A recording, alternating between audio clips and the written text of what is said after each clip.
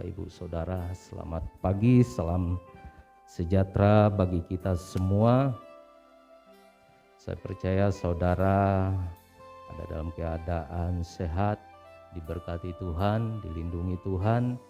Inilah yang menjadi pengharapan kita, inilah yang menjadi iman kita kepada Tuhan. Persoalan boleh datang, masalah boleh datang, tapi percaya kalau Tuhan bersama dengan kita tidak ada yang mustahil. Kita sanggup melakukan hal-hal yang lebih besar dari apa yang kita hadapi, persoalan dunia. Pujian katakan Yesusku besar, Allahku besar. Jadi jangan kita besarkan masalah kita, dan besarkan persoalan yang ada, karena kita punya Tuhan yang besar. Bulan ini tema kita adalah umat pilihan, ya, menjadi pilihan Allah. Yang menjadi pertanyaan, sudahkah kita menjadi pilihan Tuhan? Kan begitu ya.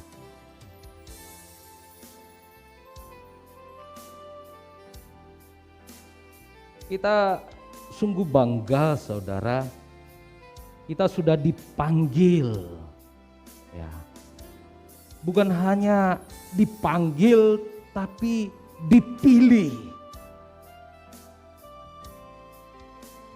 Kita tahu bangsa Israel dalam perjalanannya, bagaimana Alkitab mencatat bahwa bangsa ini adalah pilihan Tuhan, umat ketebusan Tuhan. Tapi seringkali manusia terlena dengan sudah dipanggil, ya, bahkan dipilih di antara bangsa-bangsa.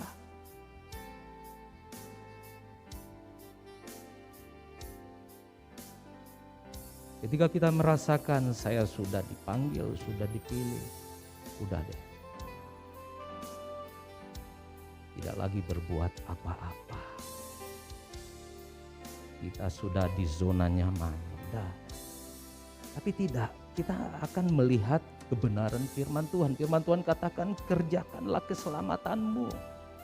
Tuhan udah selamatkan kita. Tuhan sudah panggil kita.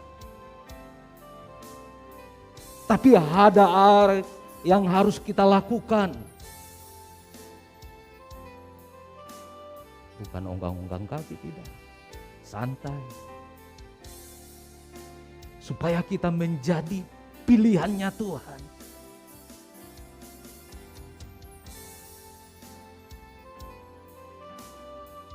Menjadi pilihan Tuhan itu ketika kita dipilih Tuhan, sangat saya pribadi bangga saudara ya.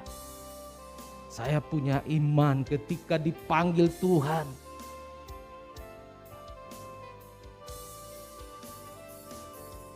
Saya ada bersama dengan Tuhan. Itu sebabnya jangan rusakkan kehidupan dengan hal-hal yang tidak bermanfaat. Kita akan melihat satu kebenaran firman Tuhan dalam Injil Matius pasal yang ke-22. Injil Matius pasal yang ke-22 ayat yang pertama sampai 14. Kita akan bergantian baca ayat ini saudara, ya, supaya pagi ini cuacanya memang agak dingin, supaya tidak ngantuk. Kita kerjasama untuk membaca ayat firman Tuhan. Saya yang pertama, Bapak Ibu ayat yang kedua. Perumpamaan tentang perjamuan kawin. Lalu Yesus berbicara pula dalam perumpamaan kepada mereka.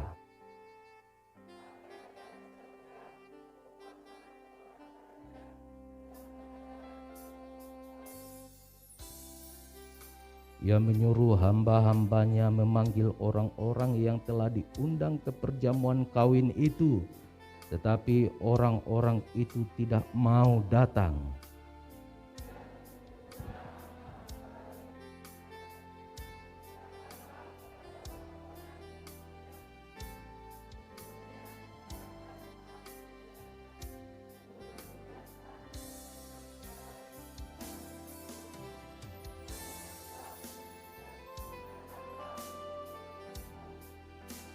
Tetapi orang-orang yang diundang itu tidak mengindahkannya. Ada yang pergi ke ladangnya, ada yang pergi mengurus usahanya.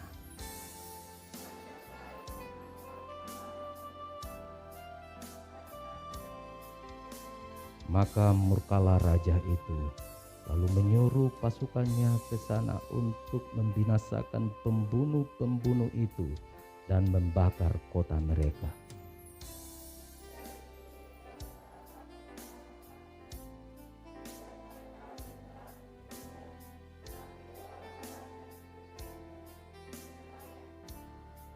Sebab itu pergilah ke persimpangan-persimpangan jalan dan undanglah setiap orang yang kamu jumpai di sana ke perjamuan kawin itu.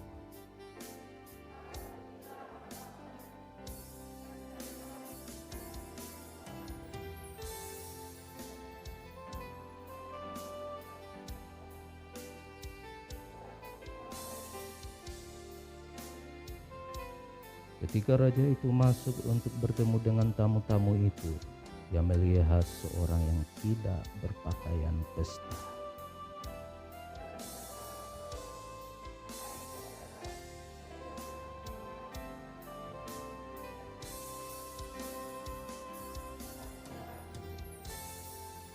Lalu kata raja itu kepada hamba-hambanya, ikatlah kaki dan tangannya dan campakkanlah orang itu ke dalam kegelapan yang paling gelap.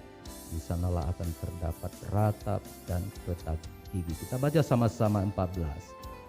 Sebab banyak yang dipanggil tetapi sedikit yang dipilih. Puji Tuhan, inilah yang menjadi ayat mas kita. Banyak yang dipanggil tetapi sedikit yang dipilih. Kalau kita membaca perikop ini, kita melihat pesta perjamuan kawin. Biasanya kalau di dalam dunia saya perhatikan saudara, kalau ada pesta-pesta kawin itu ya, selalu dipenuhi manusia. Bahkan rela tinggalkan pelayanannya, rela tinggalkan ibadahnya untuk ikut pesta. Betul? Tapi kalau kita membaca seperti ini, perumpamaan bagaimana seorang raja mengadakan perjamuan pesta kawin. Di situ bagaimana mereka berkata, saya tidak bisa hadir. Ada yang pergi ke ladangnya, ada yang mengurus usahanya. Mereka tidak peduli dengan undangan raja. Mereka masak bodoh.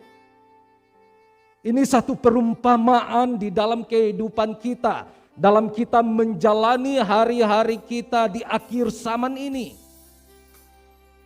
Ada banyak orang lagi tidak peduli dengan hal-hal rohani, hal-hal yang baik. Tidak peduli, saudara. Sehingga kita membaca ayat terakhir, sebab banyak yang dipanggil tetapi sedikit yang dipilih. Setiap orang yang mau ikut ambil bagian dalam sebuah perlombaan, pertandingan, sudah tentu mempersiapkan dirinya, melatih dirinya, dia berolahraga untuk mendapatkan sesuatu yang fana di dalam dunia ini. Berlomba dengan baik, mengikuti aturan-aturan yang ditentukan, supaya kelak nanti dia terpilih menjadi juara. Ini olahragawan. Tapi alangkah kecewanya, sudah berlatih mempersiapkan diri, tiba-tiba orang itu tidak terpilih. Sedih, saudara. Kecewa, marah, sudah mempersiapkan dirinya untuk satu perlombaan, pertandingan, tiba-tiba namanya dicoret. Tidak layak. Kecewa, Begitu juga dalam kehidupan kita, dalam kekristenan kita. Kita mungkin sejak lahir jadi orang percaya, orang Kristen. Tapi sadar tidak sadar dalam perjalanan hidup kita, saudara. Seringkali kita menghadapi badai kehidupan. Membuat iman percaya kita mulai mempertanyakan kuasa Tuhan. Bahkan kita kecewa. Bahkan kita lampiaskan dengan hal-hal yang menyakiti hati Tuhan. Ini yang terjadi di dalam setiap kehidupan manusia. Bagaimana orang kaya yang datang kepada Yesus. Tinggal selangkah lagi, saudara. Dia melakukan ini, itu. Sudah menghormati, sudah melakukan semuanya. Tuhan katakan hanya satu. Kalau kamu mau masuk dalam kerajaan surga, pulang, jual hartamu, ikut aku. Karena Tuhan tahu ada satu yang mengikat hidupnya, yaitu harta.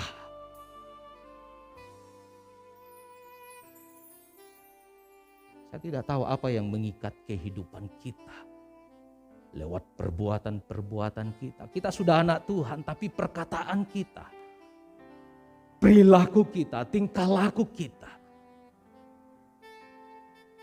ini yang membuat nama kita dicoret. Tuhan mau supaya kita menjadi umat pilihan Tuhan, menjadi pilihan Allah. Ada beberapa hal, saudara, kita melihat Allah sangat mengasihi manusia dan Dia tidak menginginkan satupun dari manusia itu binasa. Allah sangat mengasihi dan tidak pernah membiarkan seorang pun manusia tersesat.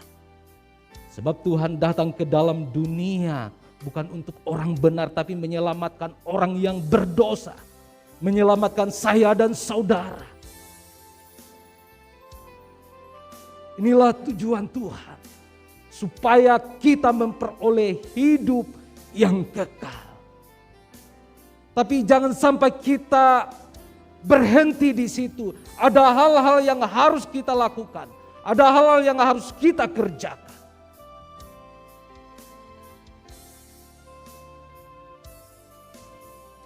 Dalam Yohanes 3 ayat 16, coba kita. Ia datang ke dalam dunia bukan mencari manusia yang benar, melainkan manusia yang berdosa.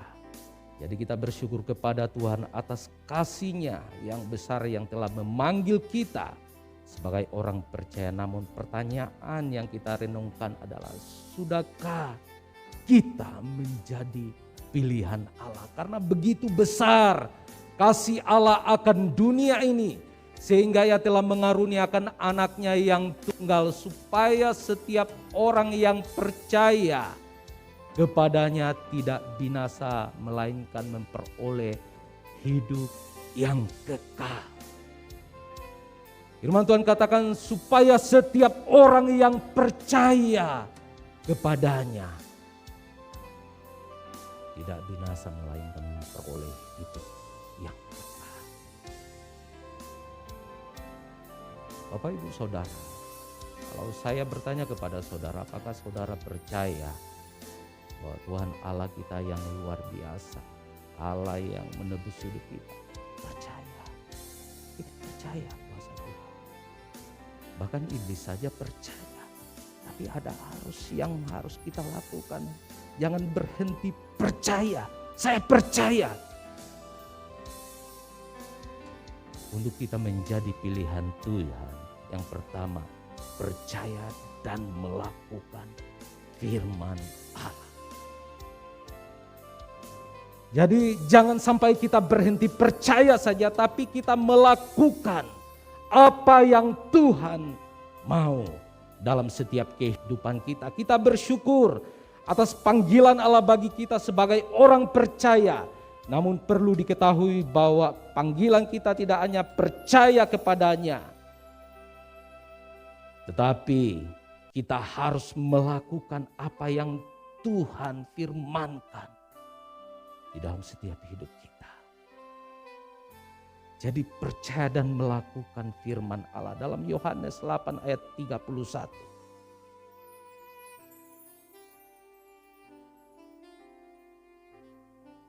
Maka katanya kepada orang-orang Yahudi yang percaya kepadanya, jikalau kamu tetap dalam firman-Ku, kamu benar-benar adalah murid-Ku. Dalam Yakobus 1 ayat 22 kita bandingkan.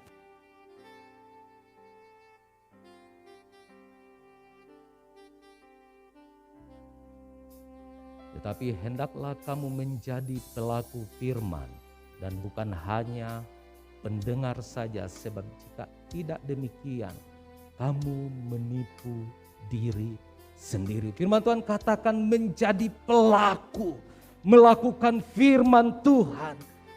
Bapak Ibu Saudara yang dikasihi Tuhan, banyak orang percaya terlena dengan panggilan Allah terhadap dirinya sehingga lupa bahwa Tuhan mau kalau kita menjadi pilihan Allah. Hal ini dibuktikan banyak orang percaya memuliakan Tuhan dengan mulutnya, tetapi hatinya telah menjauh dari Tuhan. Kita percaya kuasa Tuhan. Percaya. Tapi yang menjadi pertanyaan, apakah kita sudah melakukan firman Tuhan? Firman Tuhan katakan, hendaklah kamu menjadi pelaku firman Tuhan. Jangan berhenti kepada percaya.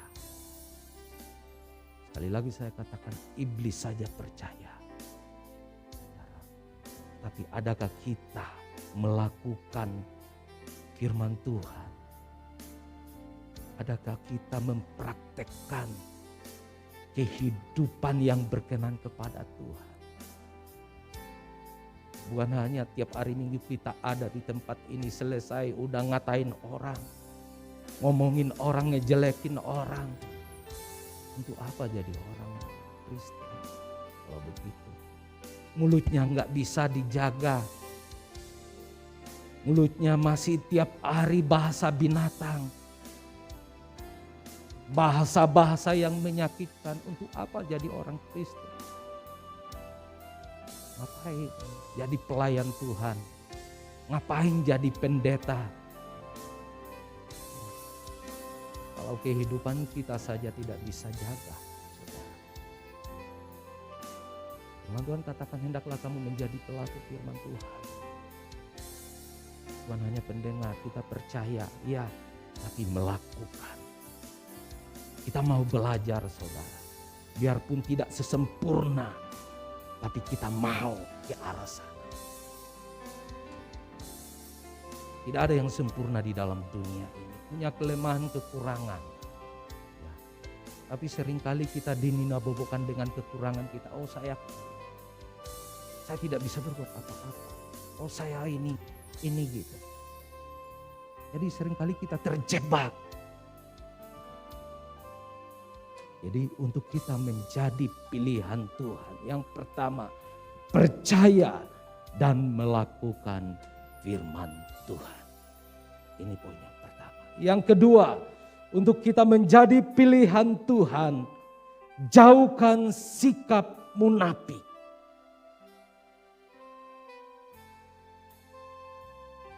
Muka nabi tapi pikiran kotor. Muka halim tapi hidupnya lalim.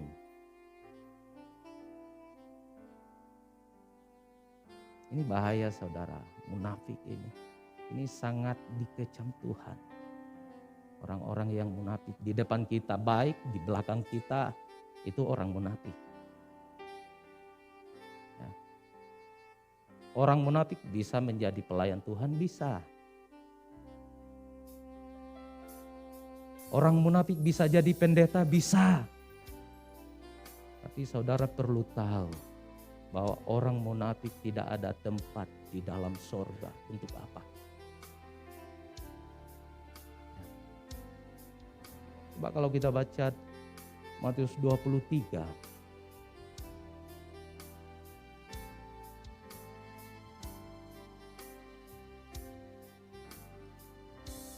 Di situ dikatakan Yesus mengecam ahli-ahli Taurat dan orang-orang Farisi.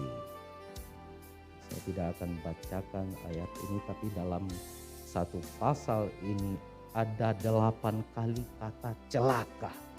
Ya, kalau saudara simak dalam pembacaan ini, ayat 13 di situ dikatakan celakalah kamu ahli-ahli Taurat dan orang-orang Farisi, kamu orang munafik. Ayat 14 sama, celakalah kamu. Ayat 18, 16, 23, 25, 27, 29 di situ dikatakan celaka kamu ahli-ahli Taurat. Ini ahli-ahli Taurat orang-orang terpandang di zamannya, saudara. Mereka pakai baju panjang-panjang, pakai baju putih, pakai sorban. Orang-orang terpandang. Tapi firman Tuhan kecam mereka. Celaka kamu. Orang-orang. Ayat 15. Celakalah kamu ahli-ahli Taurat dan orang-orang Farisi, kamu orang-orang munafik, sebab kamu mengarungi lautan dan menjelajahi daratan untuk mentobatkan satu orang saja menjadi penganut agamamu, dan sudah ia bertobat kamu menjadikan dia orang neraka yang 2 kali lebih jahat daripada kamu. Ayat 16, celakalah kamu pemimpin-pemimpin buta yang bersumpah demi bait suci, sumpah itu tidak sah, tetapi bersumpah demi emas bait suci, sumpah itu mengikat. Ayat 23, celakalah kamu ahli-ahli Taurat dan orang-orang Farisi, kamu orang-orang munafik, sebab persepuluhan dari selasi, adas, manis, dan jintan kamu bayar, tetapi yang terpenting dalam hukum Taurat kamu abaikan, yaitu keadilan, belas kasihan, dan kesetiaan. Yang satu harus dilakukan dan yang lainnya jangan diabaikan, dan seterusnya. Mengecam. Yang dikecam Tuhan itu bukan orang-orang sembarangan. Pelayan-pelayan Tuhan. Hamba-hamba Tuhan. Bagaimana dengan kehidupan kita, saudara?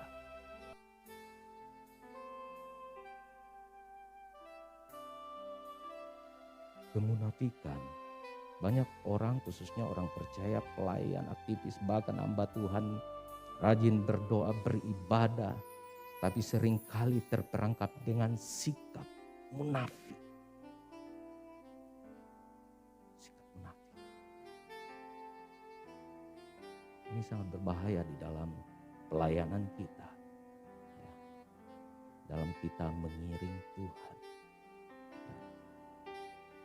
Kepura-puraan, Allah sangat benci dengan sikap pura-pura dalam melayani dan mengasihi Tuhan dan sesama.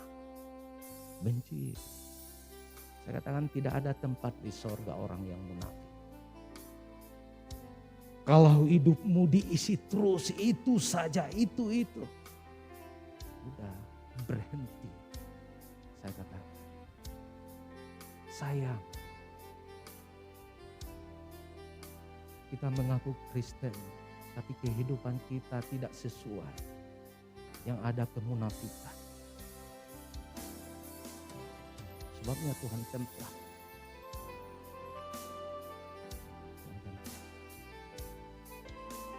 Jangan sampai, saudara, kalau kita membaca dalam Mazmur 26 ayat 4.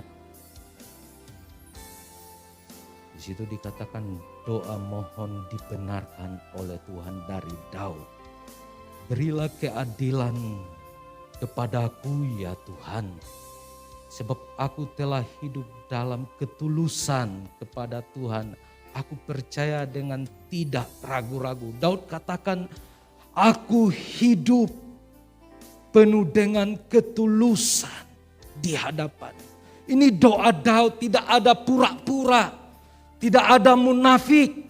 Di situ dikatakan, Ujilah aku ya Tuhan dan cobalah aku, selidiki batinku dan hatiku. Sebab mataku tertuju kepada kasih setiamu dan aku hidup dalam kebenaran-Mu. Perhatikan ayat 4. Aku tidak duduk dengan penipu dan dengan orang munafik aku tidak bergaul. Inilah doa Daud.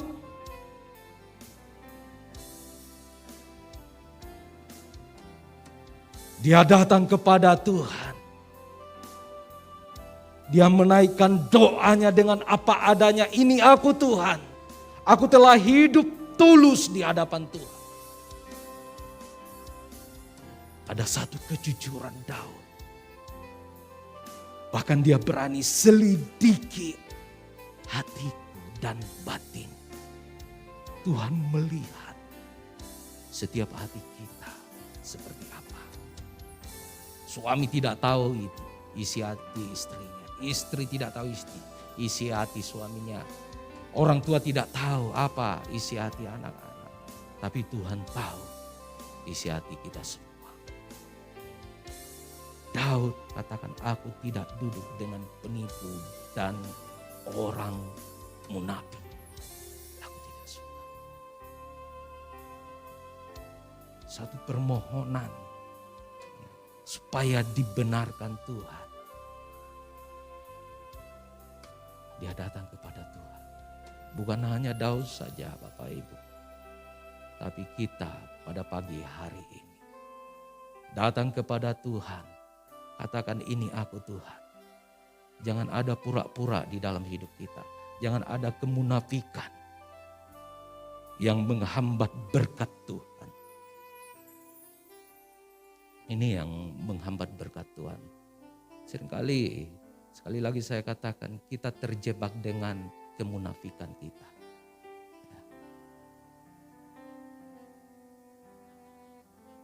Dalam Injil Matius di situ dikatakan, katakan iya jika iya. Katakan tidak jika itu tidak. Selebihnya dari iblis. Ya. Jangan kita tambahin dan kurangi. Tuhan mau kita apa adanya. Jangan sampai ada kemunafikan.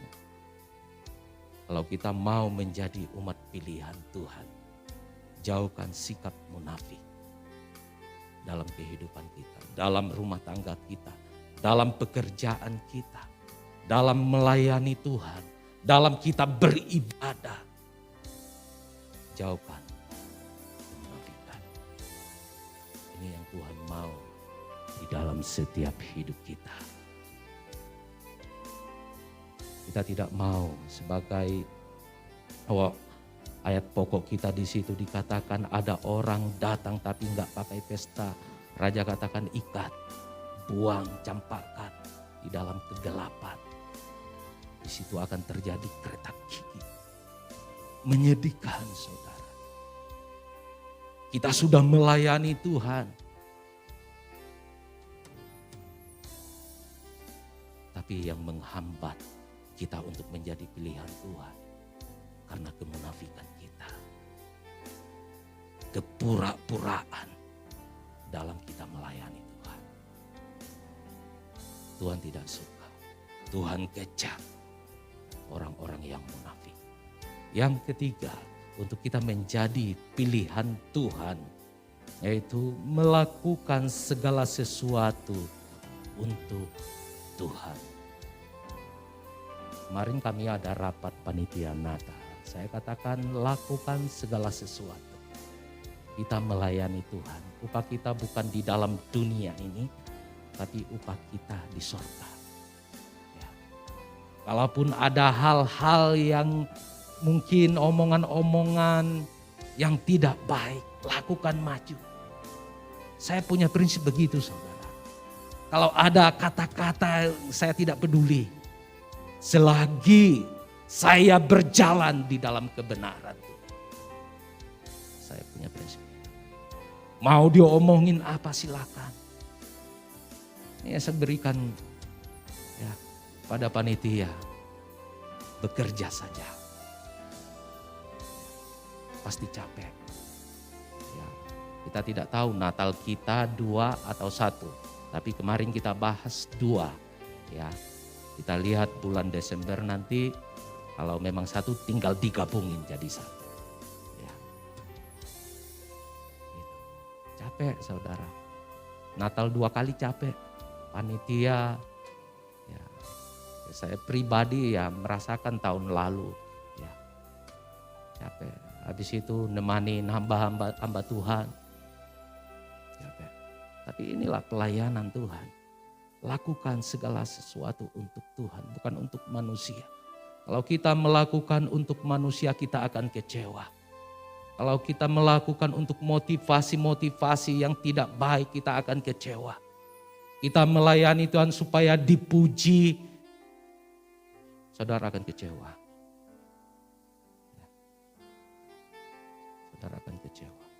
Tapi ketika kita melakukan dengan tulus, tanpa pura-pura, tanpa kemunafikan, percaya kita sudah menerima upah dari surga. Upah kita dari Tuhan. Dalam Kolose 3 ayat 23. Apapun juga yang kamu perbuat, perbuatlah dengan segenap hatimu. Seperti untuk Tuhan dan bukan untuk manusia. Lakukan, perbuat dengan segenap hati, bukan setengah-setengah. Ya, lakukan saudara. Jangan karena paksaan kita lakukan itu. Ya. Memberi juga. Jangan karena paksaan, tidak dipaksa. Kami hamba-hamba Tuhan tidak memaksa seorang pun anak-anak Tuhan untuk bayar perpuluhan. Tidak pernah saudara.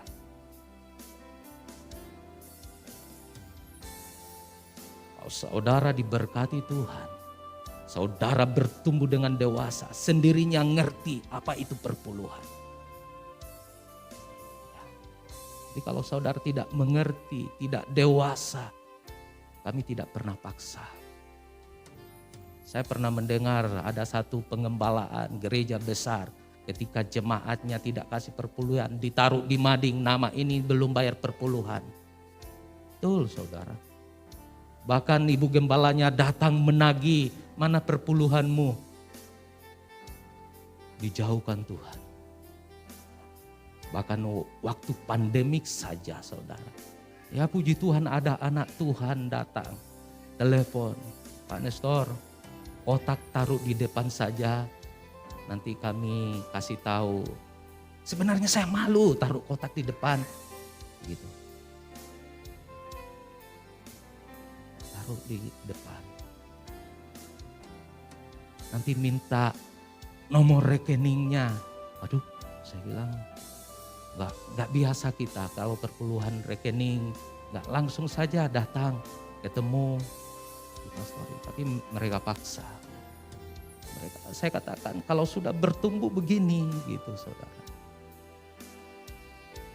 Bertumbuh begini, tidak dipaksa. Jadi kalau ada saudara terpaksa, jangan. Ya. Saya katakan pernah kesaksian. Berkat itu di mana saja.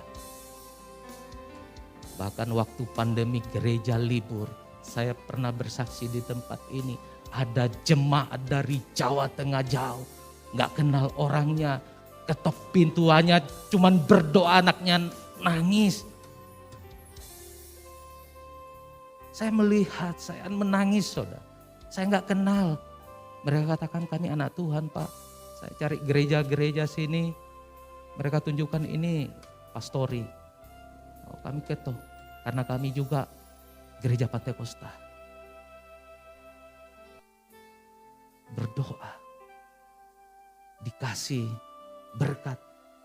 Tapi saya katakan saya terima berkat ini. Tapi saya kembalikan lagi. Saya lihat anaknya kasihan. Ya, perlu mungkin susu di jalan perjalanan jauh. Dia paksa. Saya paksa juga. Udah. Saya katakan berkat itu di mana saja. Kalau kita sungguh-sungguh kepada Tuhan. Jangan ragukan kasih Tuhan. Ya, jangan ragukan kasih Tuhan. Sekali lagi kami tidak pernah maksa saudara. Saudara melayani Tuhan, bertumbuh di tempat ini, bersyukur. Ketika saudara bertumbuh berakar, tentu kewajiban-kewajiban juga. Bapak Ibu Saudara mengerti tanpa dikasih tahu. Gitu. Firman Tuhan katakan melakukan segala sesuatu untuk Tuhan. Bukan kita lihat manusianya. Tidak. Tapi lakukan. Berkati. Ketika kita memberkati orang, kita percaya kita punya iman. Saya pasti diberkati Tuhan. Tapi saudara lihat manusianya. Saudara yang merasakan saudara. Saya sudah merasakan soalnya. Ketika kita melakukan segala sesuatu untuk Tuhan, upah kita luar biasa. Kalau saya saksikan bagaimana kebaikan Tuhan, pertolongan Tuhan itu luar biasa. Biarpun kami ini hamba Tuhan, mungkin hamba Tuhan tidak terkenal. Hamba Tuhan lokal. Secara manusia pengalaman kami dalam pelayanan masih sedikit. Tapi kami melihat bagaimana campur tangan Tuhan. Penyertaan Tuhan yang luar biasa. Ketika kita melakukannya dengan tulus di hadapan Tuhan. Tanpa dipaksa. Firman Tuhan katakan, apapun yang juga kamu perbuat. Perbuatlah dengan segenap hatimu. Dengan tulus hati. Dan karena dipaksa. Karena dipaksa. Apalagi masalah pekerjaan Tuhan, jangan. Kalau memang gak bisa, jangan karena dipaksa Pak Nestor, jangan saudara. Itu gak jadi berkat. Tapi dengan sadar, saya mau melayani Tuhan. Saya mau memberkati lewat kehidupan saya. Ini yang Tuhan mau dalam hidup kita. Kalau kita menjadi pilihan Tuhan. Yang pertama, percaya dan lakukan firman Tuhan. Yang kedua, jauhkan sikap munafik, muka nabi, pikiran kotor. Ya. Jauhkan. Di depan kita seperti nabi. Kau nabi, hamba Tuhan, sama kayak orang-orang Farisi. Tapi perilakunya perilaku yang kotor. Jauhkan. Yang ketiga, lakukan segala sesuatu untuk Tuhan. Allah tidak hanya memanggil orang percaya, melainkan menjadi orang pilihan Tuhan. Kita mau ketika kita ketok pintu, Tuhan buka. Ada 5 darah yang bodoh, 5 darah yang bijak. Yang 5 darah ditolak, tapi yang 5 darah yang bijak diterima, yang bodoh ditolak, saudara. Ya. Ini gambaran gereja Tuhan di akhir zaman. Ya. Biarlah kita menjadi umat pilihan Tuhan. Ya. Bukan hanya dipanggil, tapi menjadi pilihan